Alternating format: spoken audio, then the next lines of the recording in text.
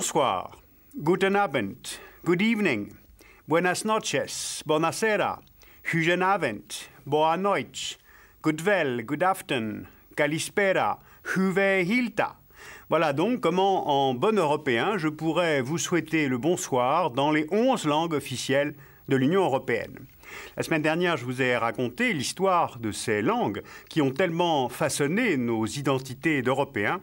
Cette semaine, je vais essayer de comprendre comment fonctionne cette Union européenne avec ses 11 langues officielles. Donc, avantages et inconvénients du plurilinguisme démocratique. Voici l'Union européenne et ses 15 États membres.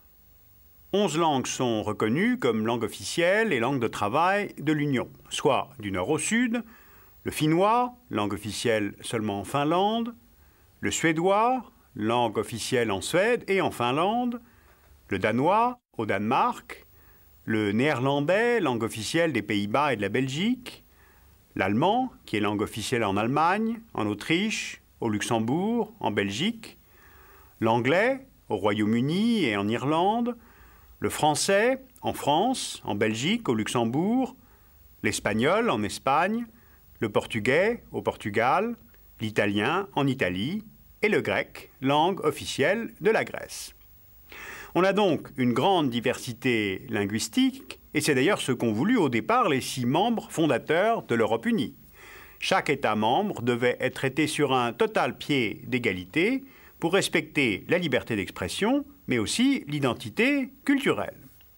Sauf qu'avec chaque nouvelle adhésion, cet excellent principe de départ a conduit à accepter à chaque fois une nouvelle langue officielle.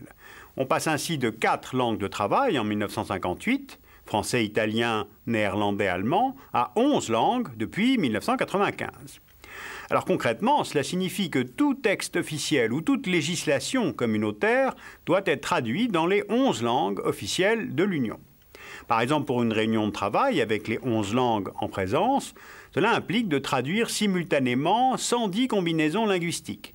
Par exemple, du français vers 10 autres langues, ou bien de l'allemand vers 10 autres langues, et ainsi de suite.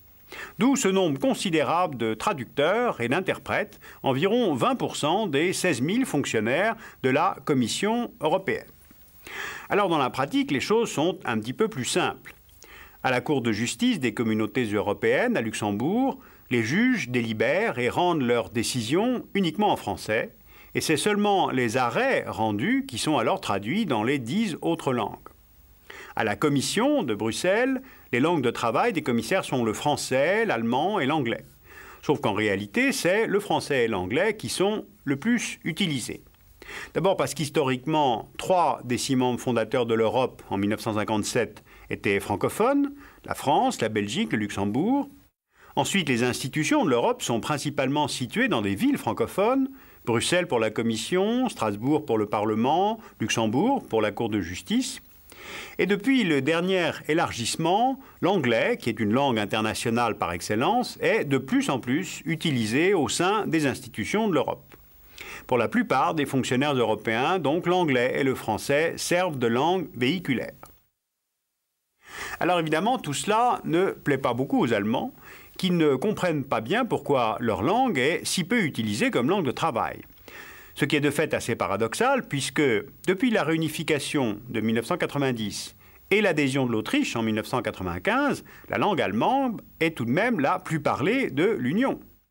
Il y a en effet 90 millions de germanophones en Europe, pour 65 millions de francophones et 63 millions d'anglophones.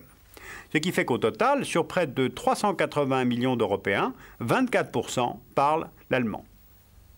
Voilà, je vous ai exposé ainsi le cœur du problème linguistique européen.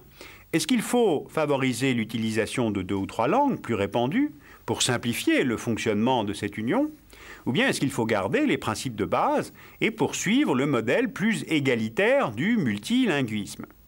Et cette question sera d'autant plus d'actualité que l'Union s'apprête, je vous le rappelle, à accueillir d'autres membres. 13 États européens sont aujourd'hui candidats à l'adhésion. 10 pays de l'Europe de l'Est et en Méditerranée, Chypre, Malte et la Turquie. Eh bien, l'adhésion de ces 13 États ajouterait donc aux 11 langues officielles actuelles 12 autres langues officielles. Estonien, letton, lituanien, polonais, tchèque, slovaque, hongrois, slovène, roumain, bulgare, turc et maltais. Donc avec 23 langues officielles de travail, comment les institutions européennes pourraient-elles travailler? Plusieurs projets de simplification ont été proposés. En décembre 1994, la France a proposé au Parlement européen de limiter les langues de travail au français, anglais, allemand, espagnol et italien.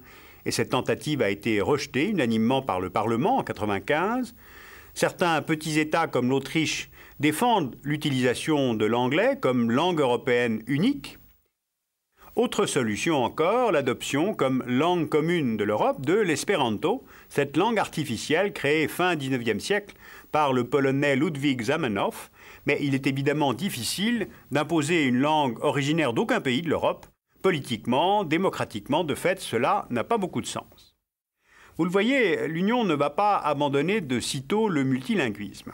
On l'a compris, 13 langues ont un statut officiel dans les 15 pays membres et plus de 35 autres langues sont parlées avec des statuts divers.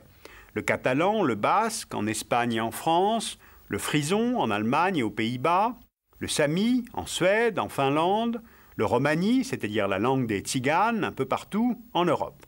Sans compter les langues des migrants comme le hindi et l'ourdou au Royaume-Uni, l'arabe et le berbère en France, le turc, la langue kurde en Allemagne. Et puis l'Union européenne a mis en place en 1996 un programme pour la promotion de ces langues minoritaires et régionales. Alors vous voyez, on reproche souvent à l'Europe de raboter les différences ou d'unifier par le seul marché ou encore d'être technocratique. Eh bien, ce cas des langues, qui est complexe, est un contre-exemple. Il affiche clairement le respect des diversités, donc le respect de nos identités. Je vous rappelle que l'Union soviétique imposait le russe à tout le monde dans les écoles et les pratiques administratives. Alors pour l'Union, évidemment, cette diversité a un coût financier et un coût en temps, mais ces coûts n'ont rien d'excessif. Le multilinguisme au sein de l'Union coûte en moyenne 2 € par an et par citoyen européen. Eh bien, cela en vaut sans doute la peine, car en fait, les enjeux sont majeurs. Pour l'Union, le multilinguisme est un facteur de démocratie, de stabilité, car en affirmant la défense des communautés linguistiques, on ferme ainsi la porte à toute forme d'hégémonie d'un État membre sur les autres. Cette politique linguistique de l'Union trouve peut-être ses limites avec les prochains élargissements, on l'a vu. Et puis aussi comment créer cette identité collective en Europe sans homogénéité linguistique. Est-ce qu'il ne faut pas, comme pour les institutions, une simplification, une CIG pour les langues? Est-ce qu'il ne serait pas préférable de n'avoir qu'une ou deux langues officielles? Et alors, évidemment, laquelle choisir? La langue, vous voyez, c'est vraiment notre identité. Voilà pourquoi l'unité de l'Europe par la langue est finalement beaucoup plus difficile à atteindre que l'unité par la monnaie.